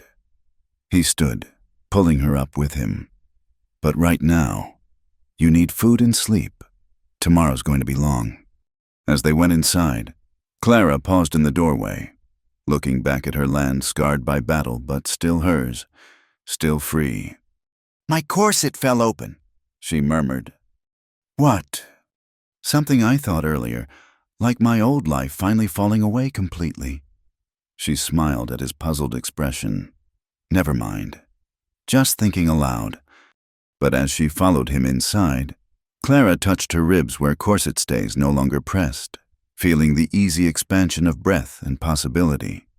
She'd paid for this freedom in blood and courage, and she'd defend it the same way if needed. The battle for Dust Creek was over. The battle for her own soul had been won. And Clara Monroe, widow, warrior, woman of the West, was finally, truly free. The week after the battle passed in a blur of hammering and sawing as Dust Creek rebuilt, Clara barely slept, dividing her time between organizing repairs, tending wounded, and comforting families who'd lost loved ones. But beneath the exhaustion lay a deeper weariness, the kind that settled into bones and wouldn't shake loose. She found herself at Reverend Garrett's grave as the sun set, placing wildflowers on the fresh-turned earth. Other graves stretched alongside 7 new markers in the little cemetery, 7 prices paid for freedom. "You blame yourself." Clara didn't turn at Ethan's voice. "They died defending my land. How can I not—" "They died defending their homes, their principles." He stood beside her, hat in hand. Don't diminish their choice by making it about you. I know that, logically, but... She pressed fingers to her temples where a headache had pounded for days. I see their faces when I close my eyes. Murphy leaving a widow and 3 children. Reverend Garrett, who never held a gun until that day. Young Ben Patterson, who was barely 17. Stop. Ethan's voice was gentle but firm. You want to honor them, then make their sacrifice worth something. Build what they died protecting. Clara nodded, knowing he was right but unable to shake the weight on her chest. That night, she worked until her hands bled, helping raise new walls on the barn. Physical exhaustion was better than thinking. It was Thomas Reed who noticed first. Mrs. Monroe, when's the last time you ate anything? This morning, she lied. Reed exchanged glances with Dr. Holsworth. Clara, you need rest. You're no good to anyone if you collapse. There's too much to do. Which is why we need you healthy. The doctor said firmly. Go home. Sleep. That's medical advice, not a suggestion. But sleep wouldn't come. Clara lay in her bed, staring at shadows on the ceiling, reliving every moment of the battle. If she'd been faster with the dynamite. If she'd noticed Richard's movement sooner. If. Dawn found her at the kitchen table, studying mining contracts by lamplight. That's where Ethan found her. Took one look at her face and made a decision. Get dressed. We're riding out. I can't. The contracts. We'll be here when we get back. His tone brooked no argument. Riding clothes. 10 minutes. Too tired to argue, Clara obeyed. Soon they were mounted and heading into the desert, leaving the ranch behind. She didn't ask where they were going, didn't particularly care. The rhythm of the horse and the vast silence of the land worked their own medicine. 2 hours later, Ethan reined up at a sheltered canyon she'd never seen before. A spring bubbled from the rocks, creating a small oasis of green in the harsh landscape. Ancient drawings decorated the canyon walls, spirals and figures that spoke of people long vanished. Apache's sacred place, Ethan explained, dismounting. Found it during the war. Come here sometimes when the world gets too heavy. Clara slid from her saddle, legs unsteady. The peace of the place wrapped around her like a blanket. No sounds but wind and water. No reminders of violence and loss. I can't stop seeing them, she admitted quietly. The dead, theirs and ours. That's good. She looked at him sharply. Good. Means you're still human. Day you stop seeing them is the day you've lost something precious. Ethan sat on a flat rock, patting the space beside him. First man I killed was at Antietam. Confederate boy. Couldn't have been more than 15. I see his face sometimes still. Clara sank beside him. How do you bear it? By remembering why I fought, by building something better from the ashes. He was quiet a moment. And by accepting that we're all walking wounded, one way or another. Question is what we do with our scars. They sat in silence as the sun climbed higher, gradually. The knot in Clara's chest began to ease. The ancient drawings seemed to watch with patient wisdom, reminders that struggle and loss were as old as humanity itself. Tell me about Sarah, Clara said eventually. Your brother's wife. Ethan's expression softened. Stubborn as a mule and twice as ornery. Sam met her in St. Louis. She was a school teacher, proper as Sunday, but underneath, he smiled. She shot a claim jumper once, cool as you please, then fainted dead away when she realized what she'd done. What happened to her really? Went back east like I said, but last I heard, she was running a school for war orphans, taking her scars and making something good from them. He glanced at Clara, like someone else I know. That afternoon, they returned to find the ranch transformed, under Samuel Patterson's direction. The barn frame had risen like a skeleton against the sky. Women from town had organized work crews. Children carried water, everyone contributing what they could. We take care of our own, Mrs. Patterson said simply when Clara tried to thank her. You stood for us. Now we stand for you. Deputy Tate approached, looking older than his years in his new sheriff's badge. Mrs. Monroe, letter came for you from Philadelphia. Clara recognized Margaret's handwriting and steeled herself, but this letter was different. Dearest Clara, the news of your recent troubles has reached us even here. Mother was quite beside herself until Mr. Harrison pointed out the newspaper article about your victory against those horrible mining thugs. He was most impressed. Actually, said any woman who could face down desperados would make a poor society wife anyway. He's withdrawn his suit, and somehow, Mother's mortgage has been mysteriously paid. I suspect you had something to do with that. Though I can't imagine how. I confess, I envy you. To live so freely. To matter in such real ways. Perhaps one day, I'll find my own courage. Your loving sister, Margaret. Clara read it twice, then smiled. She had sent money from the reward for capturing Richard Thornton, but hadn't expected understanding. Good news, Ethan asked. Freedom, Clara replied, for more than just me. That evening, as the workers shared a communal meal in the yard, Francisco Vasquez approached. Senora, we need to discuss the mine. I've had word from investors in Mexico City. They're interested, but want to meet the famous widow Monroe who tamed Dust Creek. I didn't tame anything, Clara protested. No look around. Vasquez gestured at the scene former enemies working together. A community rebuilt stronger than before. This is your doing. Own it. Later, in the quiet of her parlor, Clara spread out maps and surveys with Ethan and Vasquez. The copper vein was even richer than Charles had realized, spreading under 3 properties. We'll need to approach Reed and Patterson about mineral rights. Clara mused. Fair offers, partnership stakes. This should benefit everyone, not just a few. That's not how mining usually works, Vasquez pointed out. Then we'll do it differently. Clara's voice was firm. We've bled for this land together. We'll profit from it together. As they worked out details, Doc Holsworth arrived. Clara, I've been thinking, with the mine coming, we'll need a proper hospital, medical facilities. I'm too old to handle it alone. What do you need? Investment, maybe 20% of what the mine startup will cost. Clara looked at her partners. Ethan nodded slightly. Vasquez shrugged eloquently. Agreed. Clara said, draw up a proposal. After the doctor left, beaming, Vasquez laughed. You'll give away all your profits before you make them. No, Clara corrected. I'm investing in something that can't be stolen or burned. Community. The days blurred together after that.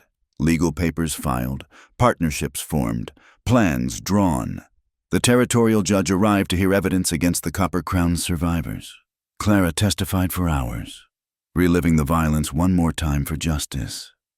But there were bright moments, too. The barn raising, where the whole town came together, teaching the Patterson girls to shoot, their faces fierce with concentration. Quiet evenings with Ethan, planning a future neither had imagined possible. One morning, Clara woke to find a package on her doorstep. Inside lay her old corset, the one she'd abandoned in haste during the kidnapping. Someone had found it in the ruins of the line shack, cleaned it, and returned it. A note in Ethan's hand said simply, "Thought you might want this to remember how far you've come." Clara held the garment up to the light. Such a fragile thing to have held her so tightly. The whalebone stays were warped from heat, the silk water-stained. Yet once it had been her daily prison, accepted without question. On impulse, she walked to the yard where workers were mixing concrete for the mine's first permanent structure. Without ceremony, she dropped the corset into the wet mixture. "What are you doing, Mrs.?" Patterson asked, shocked. "Building a foundation," Clara replied. "Seems fitting that my chains should support something freely chosen." The weeks passed in a blur of activity. The first mine shaft was sunk, yielding copper so pure it gleamed like fire. The hospital's frame rose on donated land. New businesses opened to serve the growing population. Dust Creek was becoming something more than a frontier town. It was becoming a community. But some wounds went deeper than others. Clara still woke some nights gasping, reliving the battle. Still felt the weight of those 7 graves. It was Ethan who suggested the memorial, a stone marker in the town square, listing those who'd died defending Dust Creek. The dedication drew everyone. Clara was asked to speak but found her throat too tight. It was young Timothy Walsh, sporting his first whiskers and a deputy's badge, who found the words.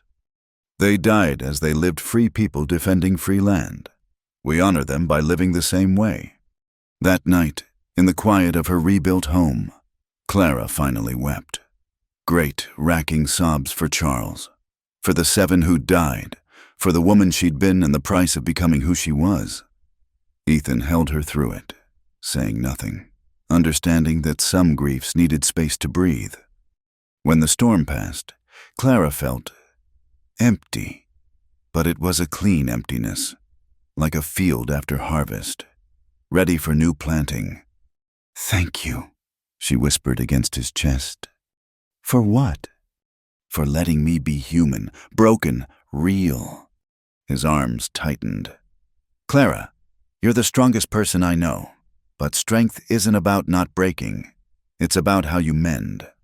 As dawn approached, they stood on the porch, watching the first shifts heading to the mine. The sound of hammers and voices carried on the wind the sound of building, of hope. "No regrets?" Ethan asked. Clara touched her ribs where corset stays no longer pressed, feeling the easy rise and fall of breath. She thought of Philadelphia drawing rooms and tea times, of a life measured in calling cards and social calls. Then she looked at her hands scarred now, calloused, capable, hands that had held guns and contracts, that had built and defended and signed papers that would change hundreds of lives. "Not one," she said firmly. "This life chosen freely, defended fiercely, shared generously, it's worth any price. Even the pain, especially the pain, it means I'm alive, truly alive." She leaned into his solid presence. "Though I could do with less of it going forward." Ethan chuckled. "I'll see what I can do. Though, knowing you, quiet days won't last long." He was right. Clara knew. There would be other fights against those who'd exploit the miners, who'd divide the community, who'd try to impose their will through force or law. But those were tomorrow's battles. Today, she stood free and whole, watching a town rise from bloodshed into hope. The woman from Philadelphia was truly gone. Her corset literally cemented into Dust Creek's foundation. In her place stood Clara Monroe, mine owner, community builder, survivor. The desert wind carried the scent of sage and possibility, and Clara breathed it in deeply, without restriction, without apology, without end. Spring came to Dust Creek with the explosion of wildflowers, painting the desert in impossible colors. The Monroe mine had been operational for 6 months, bringing prosperity that transformed the dusty frontier town into something approaching respectability. Clara stood on the hill overlooking it all, watching freight wagons haul copper to the railroad depot that hadn't existed a year ago. "You've done it," Ethan said, joining her. "Charles would be proud." Would he? Clara touched the simple gold band on her finger, not from Charles, but a newer edition that caught the morning light. "Sometimes I wonder if he'd recognize me at all." "He'd recognize your heart. That hasn't changed, just gotten stronger." They'd married quietly 3 months prior, with only close friends present. No white dress or elaborate ceremony, just promises made under desert stars, witnessed by people who'd bled alongside them. Clara had worn a simple blue dress and boots, her hair loose, finally comfortable in her own skin. "Mrs. Cole." Deputy Walsh rode up, still getting used to her new name. "Telegram from the Capitol. Governor wants to meet with you about the women's suffrage proposal. Clara took the paper, scanning quickly. The territorial government was considering extending voting rights to women, and her name had become synonymous with capable female leadership. "Tell them I'll come next month," she decided. "After the school opening?" The deputy grinned. "Yes, ma'am. Oh, and Mrs. Patterson says to remind you about dinner tonight. Something about planning the Founders' Day celebration." As he rode off, Ethan shook his head. "You've got that look again." "What look?" "The one that says you're planning something that'll turn the town upside down." "I'm thinking about the future. If women get the vote here, we could elect our own judges, sheriffs, make laws that protect everyone, not just those with money and connections." "Clara Cole, political revolutionary?" He smiled. "Why am I not surprised?" They walked back toward town, passing the new hospital where Doc Holsworth trained 3 young physicians drawn by the mining boom. The school bell rang, calling children who would have worked in fields or mines a year ago. Change was everywhere, sprouting like the wildflowers. But some things remained constant. At the memorial in the town square, fresh flowers lay at the base someone always remembered to place them. Clara paused, as she did each day, reading the names carved in stone. "I got a letter from Sarah," Ethan said quietly. "My sister-in-law. She's thinking of coming west, bringing her school. Here. Maybe. Said she wanted to meet the woman who finally tamed me." His expression turned rueful. "I wrote back that nobody's tamed anybody. We just chose to run in the same direction." That evening, the Patterson house overflowed with planning committees. Founders' Day would mark 1 year since the battle, but they wanted it to celebrate life, not death. Clara found herself mediating between Mrs. Reed's desire for a formal ball and Vasquez's push for traditional Mexican festivities. "Why not both?" she suggested. "Start with a parade. Have competitions and food stalls during the day, and with a dance that mixes traditions." Speaking of mixing traditions, Mrs. Patterson said slyly, "When can we expect to be planning a different sort of celebration? You've been married 4 months now." Clara felt heat rise in her cheeks. "Mrs. Patterson." "What?" "It's a natural question. This town could use more children, especially with the new school so empty." "The school has 40 students. Room for plenty more." Clara escaped to the porch, needing air. The teasing was good-natured but touched a tender spot. She and Ethan had avoided discussing children, perhaps afraid to tempt fate when happiness felt so newly won. She found herself walking toward the cemetery again, drawn by habit. But this time, someone else stood among the graves, a woman in traveling clothes, placing flowers on Sam Cole's marker. "Sarah." The woman turned, and Clara saw Ethan's description had been accurate. Sarah Cole was small and proper-looking, but her eyes held steel. "You must be Clara. I arrived this afternoon, wanted to pay respects before—" She gestured helplessly. "Before facing the memories." Clara finished gently. "I understand." They stood together in comfortable silence. "Finally," Sarah said, "Ethan writes that you've worked miracles here." "No miracles. Just stubbornness and good people willing to fight for better." "That sounds like a miracle to me." Sarah touched her brother-in-law's grave marker. "Sam would have loved seeing this a real community, not just a collection of desperate souls. Will you stay? Perhaps. I've 20 orphans back in St. Louis who need a future. Ethan says there's land available, that the town would welcome a proper school." "More than welcome. We need you." Sarah studied her. "You really mean that?" "Every word." That night, Clara found Ethan on their porch, guitar in hand. He'd taken to playing in the evenings, another surprise in a man full of them. "Sarah found you," he observed. "She's remarkable. I think she'll stay." "Good. Sam would like knowing she's here." He set aside the guitar. "Clara, about what Mrs. Patterson said, We don't have to discuss it. Maybe we should. He pulled her down beside him. Do you want children? The question hung between them like a held breath. Clara thought of her first marriage, where children would have been another cage. Then she looked at this life chosen freely, defended fiercely. Yes, she said simply. Do you? Never thought I'd live long enough to consider it, but now. He touched her face. Yeah, I do. Then we'll see what happens. No forcing, no fretting, just possibility. I can live with that. The weeks flew toward Founders' Day. Sarah arrived with her orphans, immediately setting about expanding the school. The mine hit a vein so rich that Clara insisted on bonuses for every worker. The women's suffrage bill gained momentum, with Clara testifying before the territorial legislature. Gentlemen, she'd said, standing straight despite the men who'd rather see her sit. You've seen what women can do when necessity demands it. We've fought beside you, built beside you, bled beside you. All we ask is to vote beside you. The night before Founders' Day, Clara couldn't sleep. She walked through the quiet town, marveling at the changes.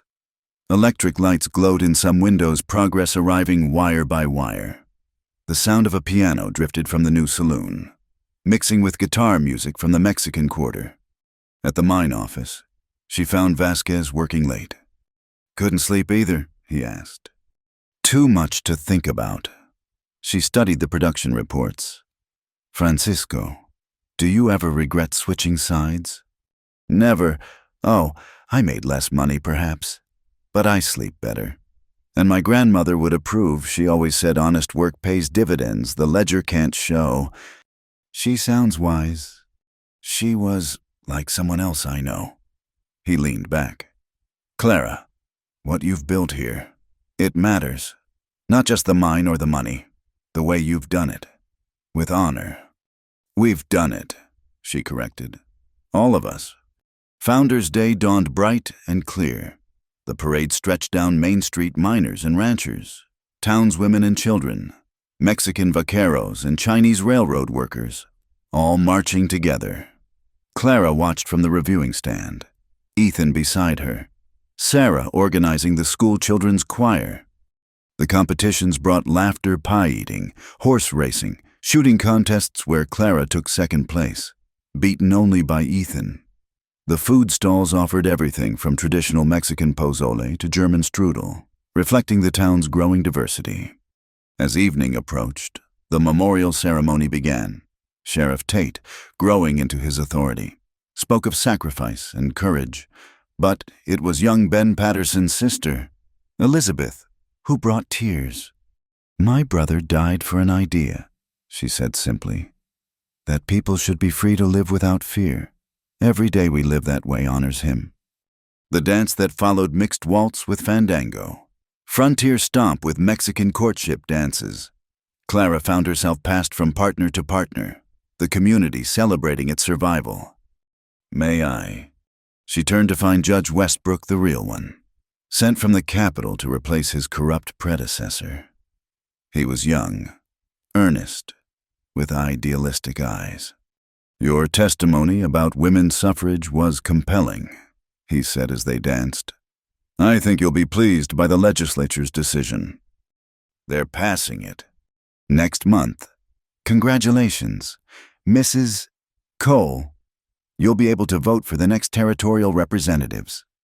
Clara's heart soared, another barrier falling, another freedom won. As midnight approached, she found herself back in Ethan's arms for a slow dance. Around them, their town celebrated no longer just surviving, but thriving. No regrets, he asked, echoing his question from months ago. Not one, she repeated. Then, quieter, actually one small one. He tensed. What? I never got to say it. That day at the line shack, when we thought we might die. You kissed me before I could finish. Say what? That I love you completely, desperately, with every free breath in my body. He stopped dancing, there in the middle of the crowd, and kissed her deeply, around them. People cheered and applauded, but Clara heard none of it. Her world narrowed to this moment, this man, this life she'd fought so hard to claim. When they broke apart, her hair had come loose from its pins, falling free around her shoulders. She laughed, not caring about propriety or appearance. "Look at that," someone called out. "Her corset fell open." Clara turned, confused, then saw what they meant. The banner across the stage, meant to read "Her course fell open to progress," had been misspelled. The crowd laughed good-naturedly at the error. But Clara smiled deeper, remembering her old constraints and how far she'd traveled. "You know what?" she called back. "That works too." The celebration continued until dawn, the town writing its new story in laughter and music.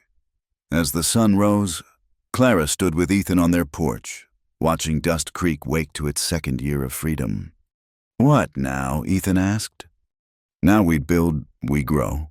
We show the world what free people can accomplish." She leaned into his strength. "Together." "Together," he agreed. In the distance, the mine whistle blew, calling the first shift. Children ran toward the school, their voices bright with possibility. The telegraph chattered with orders for copper, for goods, for connection to the wider world. Clara Monroe Cole stood at the center of it all, no longer the frightened widow who'd arrived on a dusty stage, but a woman who'd claimed her place through courage, loss, and determination. The corset that had once bound her lay buried in concrete, a foundation for something greater. She breathed deeply of the desert air, tasting freedom on every breath. The future stretched ahead, vast as the Arizona sky, and she would meet it unbound, unafraid, and never alone. The woman from Philadelphia had found her home at last, not in a place, but in a life freely chosen and fiercely loved. And that, more than copper or votes or any victory, was the truest treasure of all. Her story would echo through the generations, inspiring others to break their own chains, to stand for justice, to build communities where all could thrive. But for now, in this moment, Clara simply stood with her chosen family and watched the sun paint the desert gold, breathing free. Thank you so much for listening to this story of courage, love, and freedom in the Old West. I hope Clara's journey touched your heart as much as it touched mine while sharing it with you. I'd love to know where you're listening from. Please leave a comment below, and let's connect across the miles, just like the communities in our story connected across the harsh desert. If you enjoyed this tale, please subscribe to Wild West Night for more stories that bring the American frontier to life. Hit that like button if Clara's transformation inspired you, and please consider pressing the hype button to help more people discover these tales of ordinary people doing extraordinary things. Until next time, keep riding toward your own horizons, and remember, true freedom is always worth fighting for.